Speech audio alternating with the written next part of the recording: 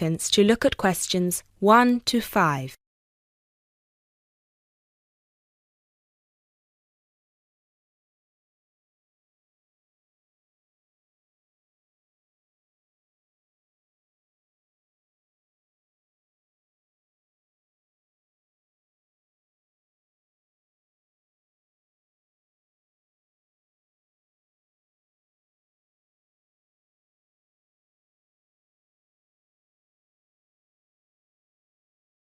Good afternoon. Watto Insurance. This is Janet speaking. How may I help you? Yes, hello. I would like to make a claim on my car insurance, please. Certainly, sir. First of all, I'd like to inform you that all of our calls are recorded for monitoring and training purposes. Is that okay? That's okay. Could you please tell me your full name? Sure, it's Mr. Bennett Fisher. Okay, sorry, how do you spell your surname? It's spelled Fischer. Great, thank you. I see that you have taken out a third-party fire and theft premium with us on a 2013 light blue Volkswagen Passat. Is that okay? Yes, well, almost. The colour is not light blue, it's light green. Okay, thank you for updating your information with us. What is the nature of your claim with us today? Last weekend, I had driven up to York on business and left my car in a monitored car park. However, it was only monitored until 8 p.m, and I did not return to collect it until 9:30 p.m, after which no car park staff were present. When I arrived at the car park, my car wasn't there. It must have been stolen. I see. Were there any valuable items left in your car which could have been seen from outside? Well, I had recently bought quite an expensive radio for my car, but the front panel is detachable, and I always stow it in my glove compartment. So, no, there wouldn't have been anything valuable on display. Okay, Mr. Fisher. Thank you for that information. I'm going to send you some forms through the mail for you to fill in. Before I can do that, I need to ask you a couple more questions. Is that okay? Of course.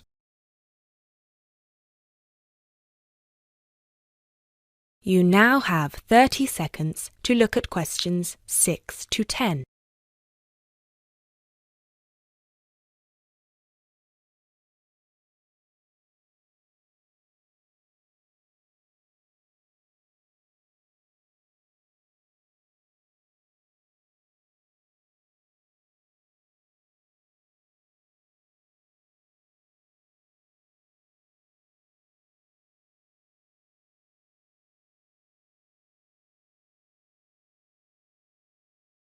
Thanks, Mr. Fisher. First of all, could you let me know your policy number, please? Of course. I have it right here. It's G34C245. G34C245. Thanks. And the type of claim? Shall we say stolen car? Yes, the car was definitely stolen. I reported it to the police immediately. I actually have the report number here if that's of any use. No, not right now. But keep hold of that as we will need to see a copy of the police report eventually. Which police station did you report the offence at? York Police Station. Was it your first time in York? No, but it was the first time I'd driven there. I usually take the train. Were you aware that the car park was only manned until 8 p.m? No, I was not aware of that. Were there any signs put up on the premises that informed car owners of the risks of leaving their cars after normal operating hours? Yes, but they said the car park was going to be guarded until 10 p.m, at which point the entrance is barred so no cars can come in or out. Was any reason given for that sudden change? The police informed me that the staff on duty that night had left on an urgent call. I believe it was something about a family member being admitted to hospital. Were there any personal items left in your car? Yes, first of all, there was the car radio I mentioned before. Ah, yes, of course. Anything else? Just some CDs and an old jacket. Right. Thank you, Mr. Fisher. I have everything I need for now and will send these forms out to you shortly. When you get them, please fill them out with as much information as you can, and where possible, include copies of any relevant documents to support your claim, such as police reports and registration details. Once you have returned that to us, we can then start to assess whether you will be eligible to receive compensation. Do you have any further questions for me today? No, that's all. Thanks for your help.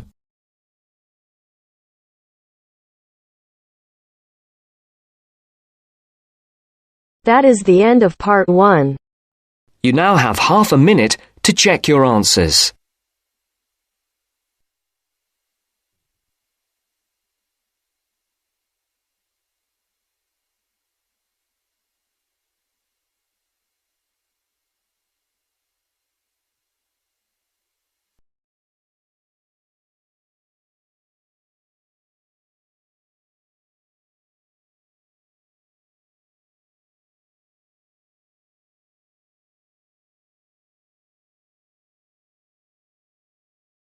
Now turns to part 2.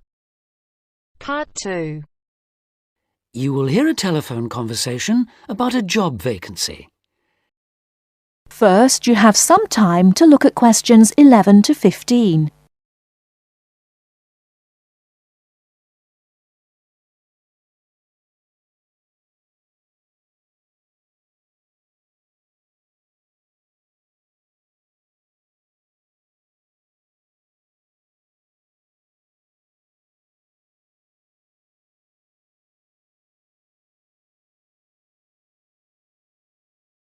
Now, listen carefully and answer questions 11 to 15.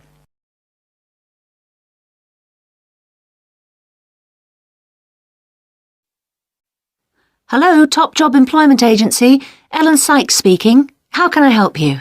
Good morning. My name's Steve Collins and I'm calling about the call centre job advertised in today's paper. For an operative handling credit card inquiries? Yes, that's right. The wages and working conditions are all in the ad, so what I'd like to know now is what the work actually consists of. I should explain that I'm a student looking for a summer job, not long-term employment. That's okay. The people at Intercard say they've always found students to be honest, which of course is essential in this line of work, and they have the basic IT skills needed there. Apparently, there have been a few who didn't find it easy to get there on time in the morning, but in most cases their punctuality is as good as anybody else's. Anyway, about the work. And I know a bit about this because, as it happens, I've worked there myself. Really? Yes, for about a year. You'd find that most callers would be people wanting to check the balance on their cards, query payments made and so on. And from those who've had their card stolen? No, they ring another number for that, an emergency line. People also call that number if they lose their cards. And what are most callers like? I mean, what kind of people are they? All sorts, really. All ages, every kind of background. Though one definite trend is the change in the number of women. Nowadays, they make up around 55% of the total, whereas years ago, there used to be a majority of men calling. At one time, I heard, as many as 3/4 of all credit cards were actually held by men, but that must have been long before I was there. It's certainly different now. So to do this job, what sort of experience do I need? None, really. Have you got a credit card yourself? Yes, I have. Then you probably know quite a bit about them already. And as a student, you're obviously intelligent, which of course you need to be for the job. So after a day or so working with an experienced operative, I'm sure you'll have picked up enough to deal with routine inquiries, which of course most of them are. But there are bound to be questions I can't deal with, at least at first. What happens then? In that case, you can ask a supervisor. They're very helpful to new staff. I think I like the sound of this. What do I do next?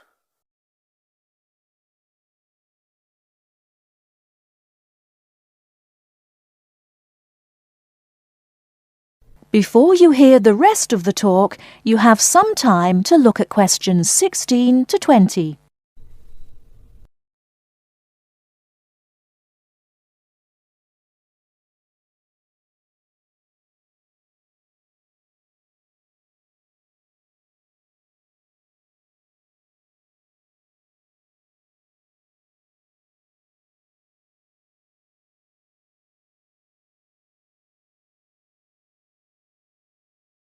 Now listen and answer questions 16 to 20. Can you get over there for 9:45 on Monday morning for an interview? Definitely, yes. Whereabouts are they? In Riverside Business Park. Do you know it? Yes, I've been there once. How do you usually travel? By bus. Right. So you take either the 136 or 137 to the bus station, and when you come out of there, you turn right. Along Orchard Road, that is. The road from the railway station? Yes, that's right. You go past the petrol station next to the car dealers, then carry on down the road. Do I take the first left at the main car park?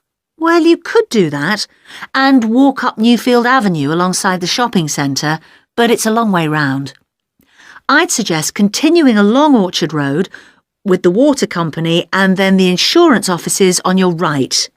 They used to be local government offices, by the way. Yes, I remember those. And you keep going until you reach the advertising agency. Now, facing that is a small road called Cherry Lane. There's a newspaper office on the corner, and opposite that is a big hotel, so you can't miss it. And how far down that road is it? Well, they aren't actually in Cherry Lane. You walk as far as the next junction and turn right into Armand Drive at the mail centre. Intercard is in the third building on the right, between the airline offices and the shipping company. Fine. I'll be there on Monday. Thanks very much. Bye. Good luck. Bye.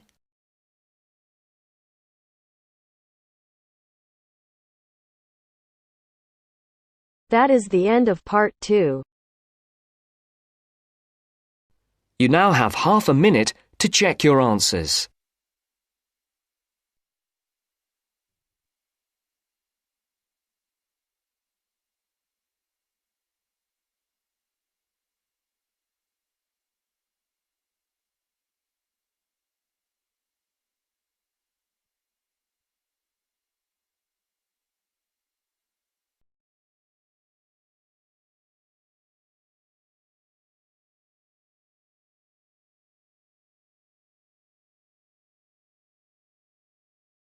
Now turns to part 3.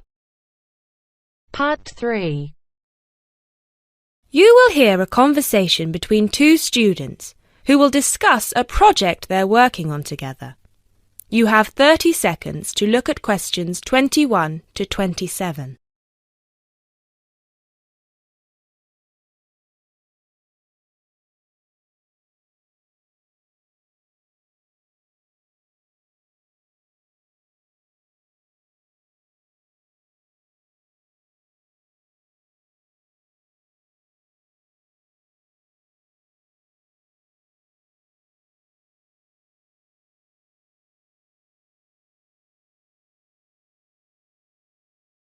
Hey Jess, glad you could make it. We've got a lot to discuss. Hi, Matt. Yes, sorry I'm a bit late. I did bring all my notes with me. Yes, me too. Where shall we start? Well, I think it would be a good idea to clarify our objectives just one more time. Yes, good idea. Okay, here we are.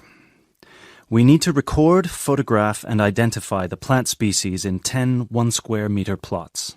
Does it say anything about where these plots should be and how they should be laid out? Ah, here it is.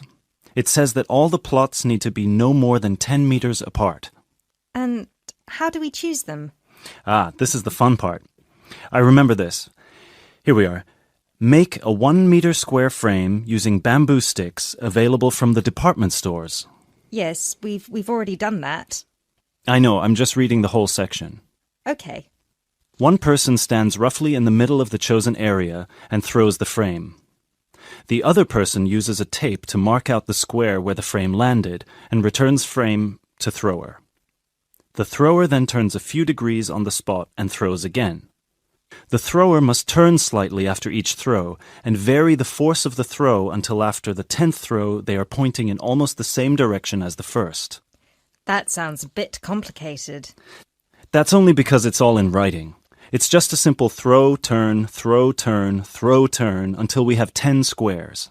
And I guess you want to do the throwing. Well, if you don't mind. I'm sure you'll be more accurate at marking the squares. Yes, I am sure I am, and I'm sure you've got a stronger throwing arm.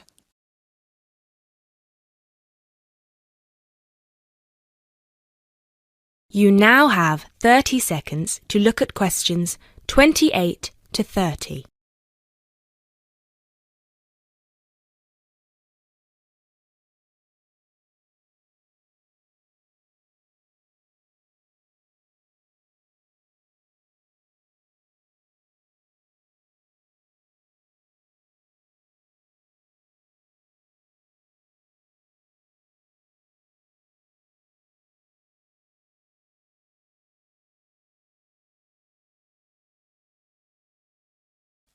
Okay, good. We've got that sorted.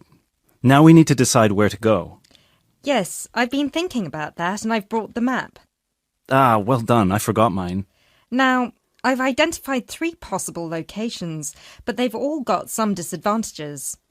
Okay, fire away. Well, the area around this lowland marsh could be interesting. There'll be a lot of interesting water plants here. Looks good, but what's the problem?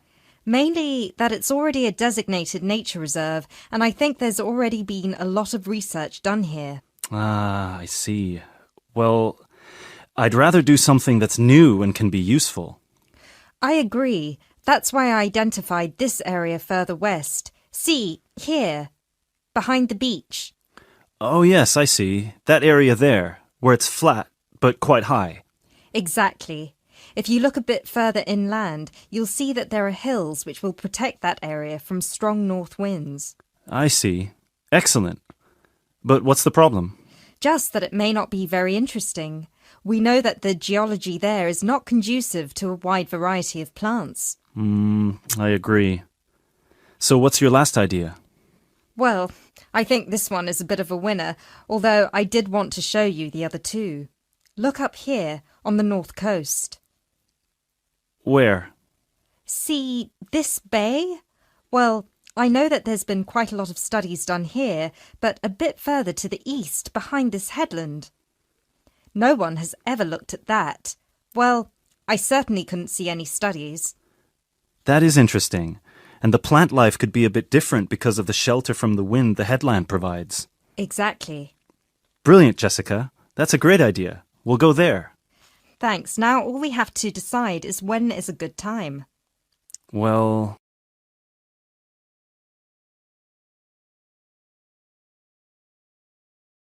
That is the end of part 3.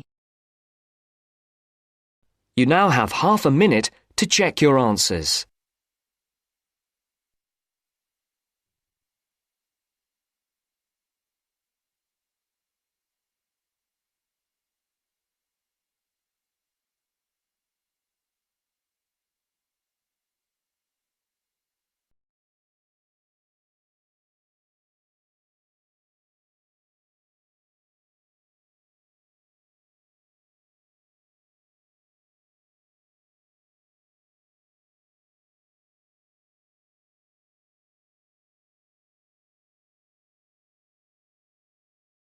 Now turns to part 4.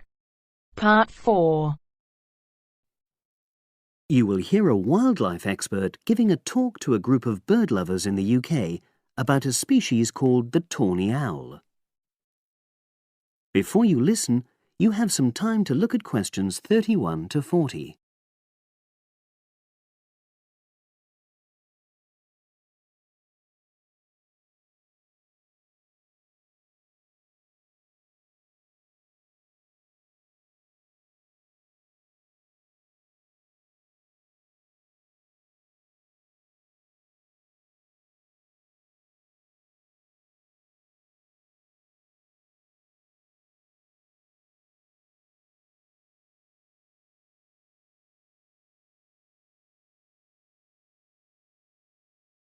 Now listen and answer questions 31 to 40. Good evening, everyone. You're all likely to be familiar with pictures of the tawny owl. Because of all the owl species in the UK, it's actually the most common one. But the chances are that you're more likely to have heard one than actually seen one, as it's also strongly nocturnal. This means that it normally ventures out at night. So, what kind of habitat does the tawny owl prefer? Well, a survey carried out in the 1980s confirmed that this owl is most likely to be found in woodland. If you look at a map of tawny owl distribution across Britain, you'll only see gaps in the treeless marshy areas of eastern England and in some of the more upland parts of northwest Scotland. However, you can sometimes find populations of tawny owls in urban areas too, either in parks or in large gardens. The tawny owl shows some obvious adaptations to its natural habitat.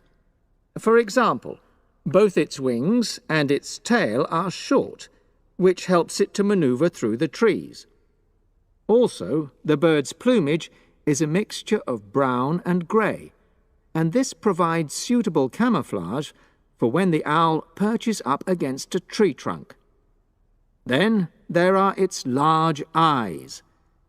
The tawny owl's visual capacities are considerably better than those of humans, and although it can't see in complete darkness, it's sufficiently well equipped to be able to navigate its way around woodland on all but the most overcast nights. Another factor that contributes to the tawny owl's success as a hunter is its excellent memory of the layout of different areas.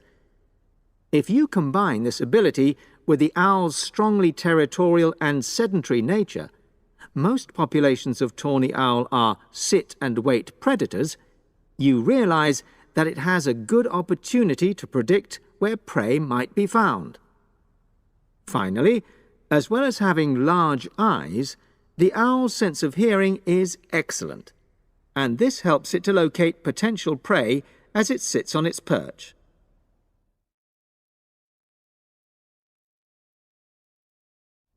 Turning now to the tawny owl's diet. Woodland tawny owls feed mainly on mammals, especially small ones, such as wood mice and bank voles. But they'll also take things like frogs or bats, or even fish, if they happen to be available. In urbanized landscapes, the owls seem to prey more on birds. So there are some differences there. Let's just look briefly now at survival rates in the tawny owl. Young tawny owls face a difficult time once they leave home, and 2 out of every 3 are likely to die within their first year. So, with such high mortality levels, it's a good job that established breeding pairs can produce young over a number of seasons and maximize their chances of passing their genes on to the next generation of owls. I've already mentioned the sedentary nature of the tawny owl, but it's not just adult tawny owls that are sedentary in their habits. Young birds, dispersing away from where they were born, rarely move far. The average distance is just 4 kilometres. There also appears to be some reluctance to cross large bodies of water. The owl is absent from many of the islands around our shores, with only occasional sightings in Ireland and the Isle of Wight off the south coast of England. Right, well, now I'll show you some photographs that have been taken in 1 or 2 of the... That is the end of part 4. You now have half a minute to check your answers.